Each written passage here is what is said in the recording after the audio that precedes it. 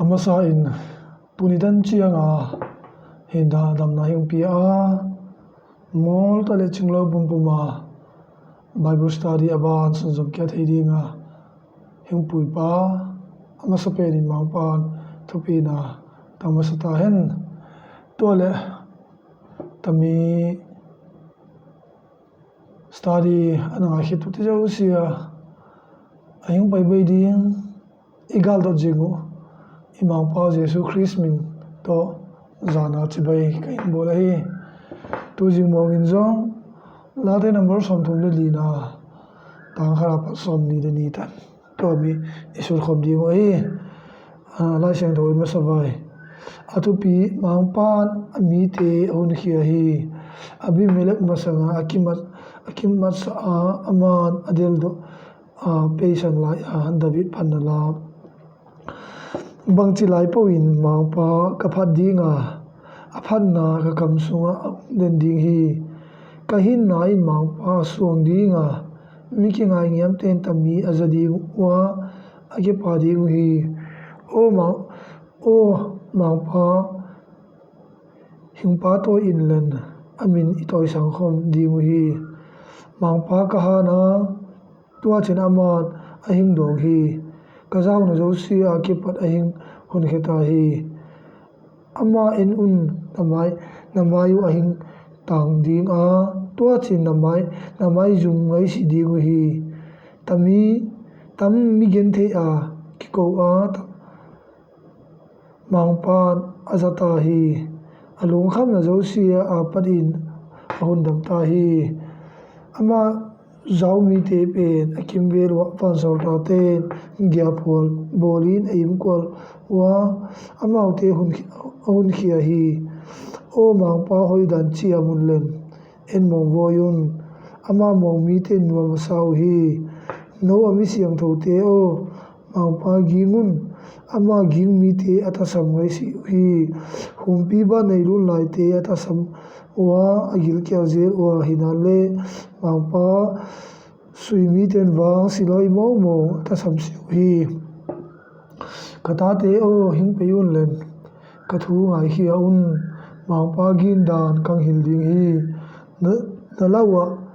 hinna ida tamsung ni hoi tampi mu ding lungul mi ko hi ai kilo la le fiang hoi in len zogen na ki parin na kam veng hoi in gilo tai sanin len sil hoi bolin lemna suin len adelin derzelin mangpa min mu in mididate tunga atu a akiko na u ngai kheding in abil ado ngin nge thi sil hoi lo bol mi te tunga mangpa amai guma leidunga ki pat in amau te theijing na hu apian mang jing hi mididate kiko chiangin mangpa na za a tua le aboi na te wa ki pat in ahun do zel hi lungtang haseta te mangpan anai a tua le hagawa kisiana nei te ahun dam hi midi tarin thuagim na tampi ane a hinale tua te zo si a padin mangpan ahun khia hi agu te zo si au akem bit a khat be zo atong si ding hi silhoi lo in migilo athat dinga tua le midi tat uda pawma mo pa hi ding hi mangpan aswate hinna atan do zel a ama belte koima mo pai in awum si ding hi mangpan lai sang do sim te tan chada thu gozol ta hen tu jing mongin tamna late number som thum le lina again nuam ahile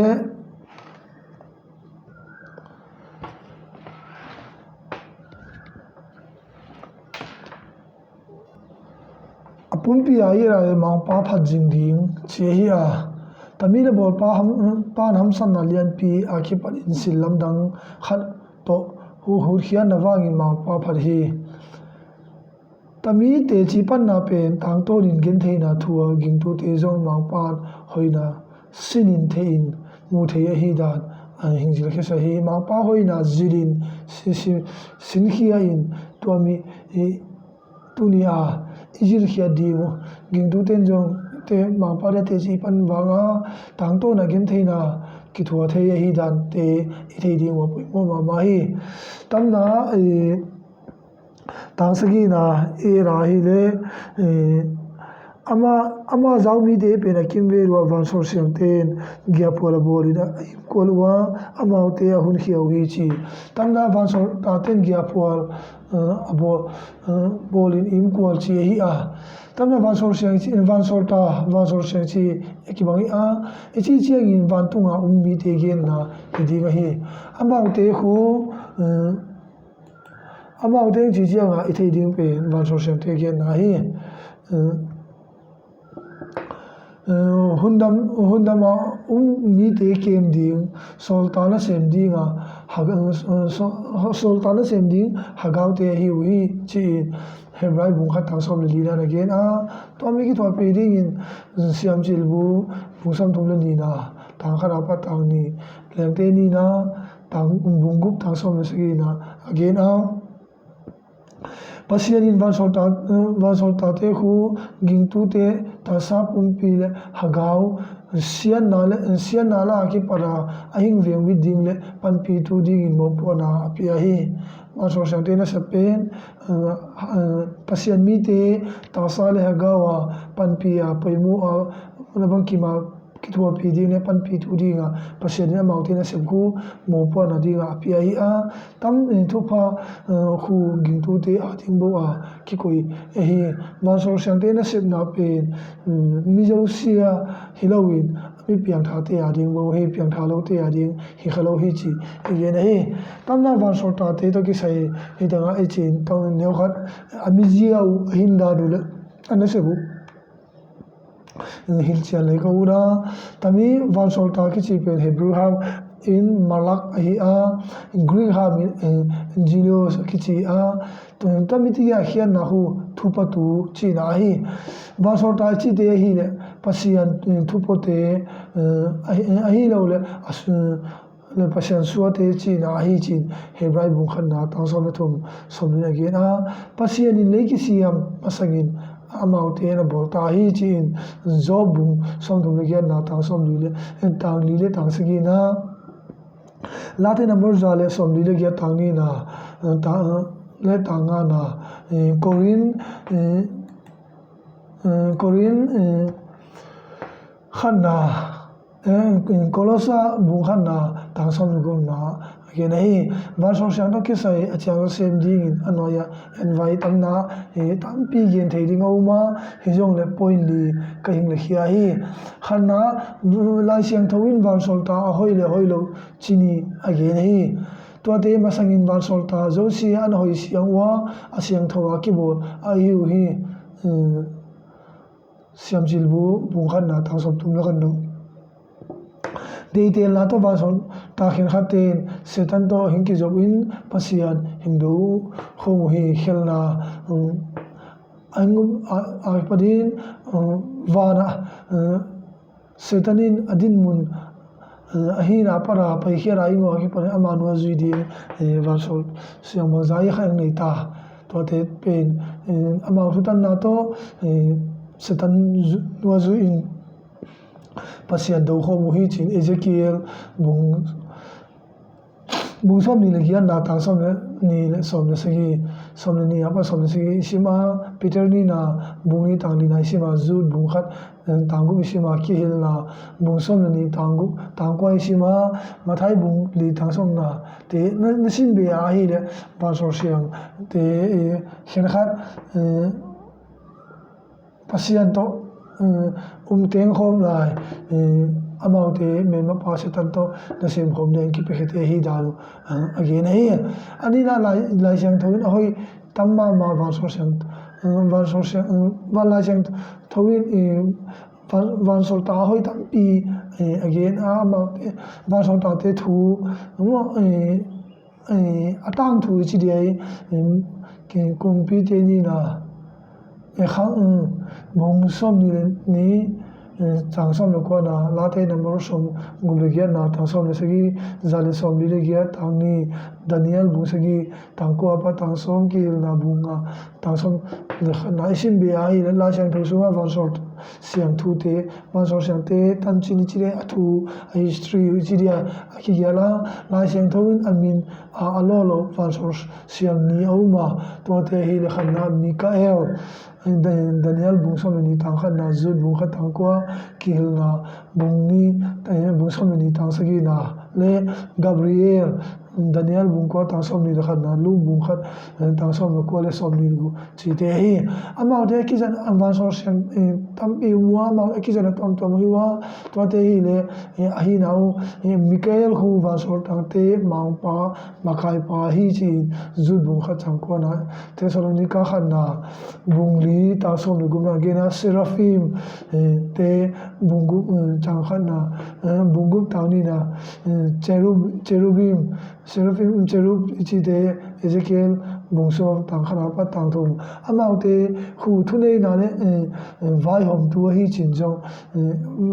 va so sa te pen thune tu vai hom tu jong pa hi chin efisa te bung thum tang som na kolos bung kha tang som to amau te mi siang thong te pi hi tam na gen ma so siang te ging tu te pi hi hebra bung kha tang som thum na som li kel na bunga tang som kha na again hi to la thum na amau te hagau a hi wangun pasian apa to yu hi hebra bung kha tang gum na kel na bunga tang som kha na bung sagi tang som kha na hagao hi wang pasian be pasian de na banga na sem de hi number som ni ta som ni na late number zale thu na tang som ni na amau ten pasian mai vil ton tu hi mathai bu som gi tang som na amau te hu Chris tu ni na noya hi Peter khan na bung thum tang som ni na amau te hu mi him te sangin alian zo hi Hebrai bung ni tang gu ba tang sagi na amau te hu van tu a te hi mau bung som thum tang som thum ni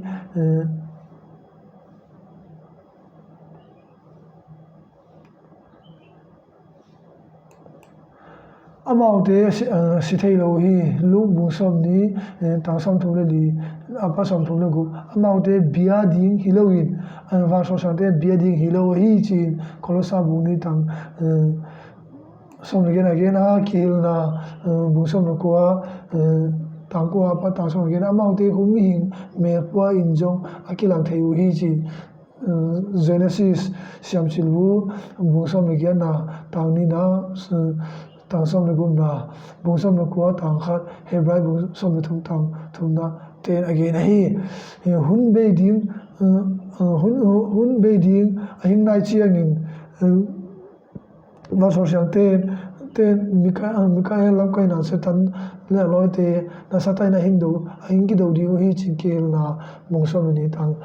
sagia ba jang ko na man so ta ten mang pa jesu nu hing zu in mathai bung som ni li tang som thum pa som thum na khat to mi en thai nom ding second coming cha chi ri ya mi yo sia tu thu hin khen ni chiang in amau ten jong amau te jo di hi chin lu bung som ni tang ge la tang ko na ge nei tam banga ba so siang te na se a hi na igen te hu tu ni te sa hina le tha in zakya le te ge le u ro sa hi tam deng hu ba so siang te hi na hi a to le tang ko na hi le mang pa ging mi te ata sam ngai siu hi chi tam ni la sunga chiam te ding a hi le tam na pasien tu chiam hu ging tu te a ding a hi bo hi pasian zau na le hamsan na ten na pat hing hundam ding a hi chi som tang li na tang gu tang som sin again a ban so chang ten gia pu sa din hing ve ding a hi chi tang sa gi na zo again hi ita jab si hing pe ding a hi chi tang ko na again a ithum na hing dong ding hi chin tang som na na again a hing pan pi ding hi tang som ni le ding again a tam te a hing pasianin ama ging mi te ata sam lo ding te apia dinga atu chamte ahi wangin pasian mai pha isui le tangli le tangsom na akunga ki ko tang gumna ama ku inai iza ta le tangsi tang ko na gilo na leitung silte to ki khenjo silhoi isep silhoi te idei zo na le somlina ama suwa ipan le somlina tam na ki gen thupa gwarzo la tengku ki muding hi pasian lungtun na banga hin huwa izal le tamna ki gen te gintu kichi ikichi wanga muding umlo hi tamna igen de pasian han lowa pasian nai lowa pasian zata lowa gintu hi wanga tamte ki mutu lo ri hi chin tamna labor par ki chia tai na gen hi tamna mu thei ding de pen pasian takina ya pasian bela salun chianga pasian tai san lowa bang ki ma pasian koiten tambanga akiko un chiangun gilo na ten abom chiangun mangpan wa se lo ri hi chin zo gen hi to le tangsom ko na militarin thuagim na tampi ane hi che tami pen to lui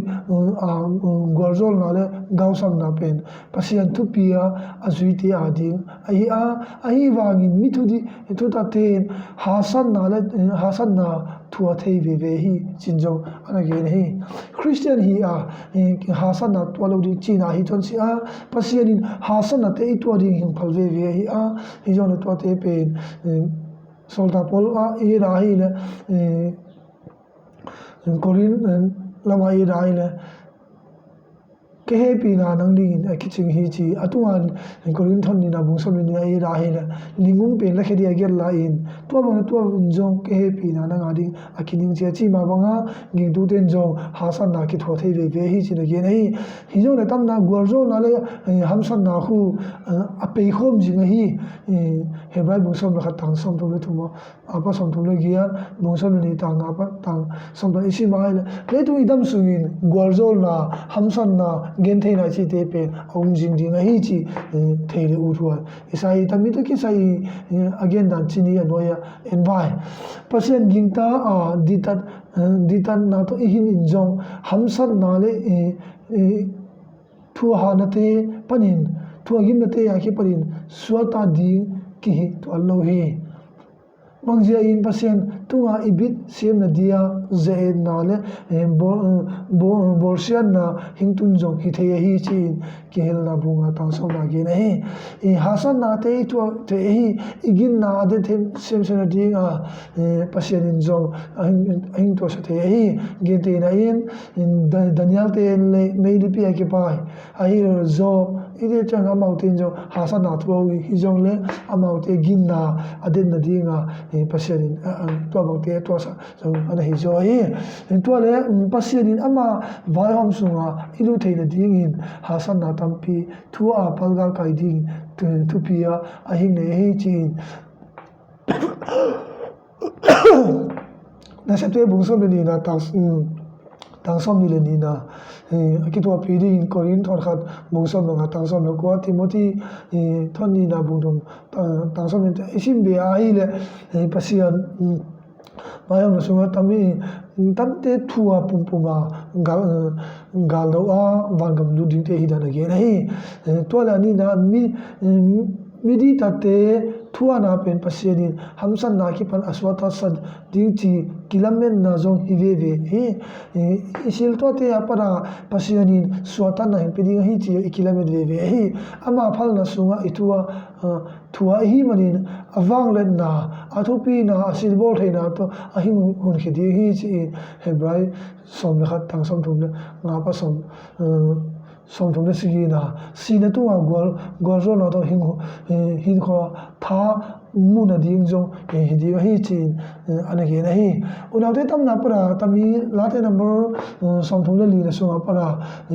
la bol pa again nom pe na hi le va som ta te a hi na u la na sem na u ai ging tu te adia pan pi tu a hi dan a hi hila ging tu khan na hi pasian in gen thai na hamsan na chi te ithua ding hing phala hi dan le tam te tung to na pasian gam lu ding hi ai u ahi zil khe sa hi tua hi tunin gen theina na thua chiangin pasien kunga na phun ngai ei tunin phun na phun le kivel phain tamte I thua dia pasienin ana gen jo sai ta a thun lui hun la ya mi me sate ana gen jo ta a to mi jen tunin tamte thua pum puma mang pa tha na to siat gar palgar kai ding mang pan tuni a nga hi tu te to phang pi len Christian hin khuwa pe dan athei siam ding in mang pan to pa in pe ta hen itena jo dinga